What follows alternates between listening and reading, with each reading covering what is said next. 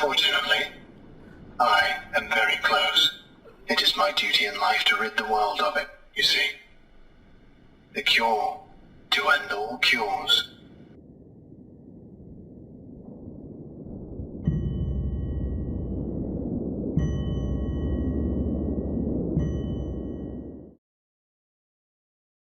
SCP-049 je ljudskog oblika, visok oko 1 metar i 90 cm, težak otprilike 95 kg.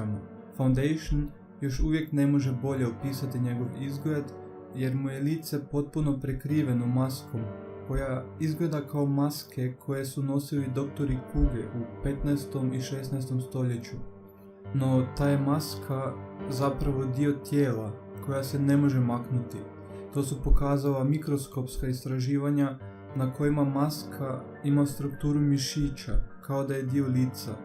SCP-049 otkriven je u Montalbanu, to je mali gradić u Francuskoj, u kojem su se istraživala razna misteriozna nestajanja.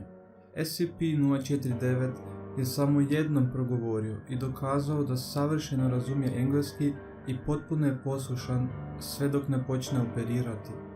Njegov je dodir smrtonosan za ljude. Kogod dođe u kontakt sa njegovom rukom ili rukama umrijet će u par sekundi. SCP-049 će tad pokušati poubijati sve ljude u okolici, navodno kako ne bi bilo smetnje kod operacije. Nakon toga vratit će se prvoj žrtvi i iz svog će tijela producirati torbu u kojoj se nalaze skalperi, igle i slične stvari. Istraživanja nisu uspjela pronaći tu torbu u njegovom tijelu, iako su pokušali sve tehnike pregledavanja tijela.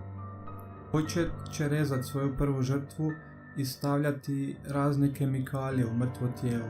Nakon 20 minuta SCP-049 će sašiti svoju žrtvu u prvobitno stanje i potpuno se smiriti.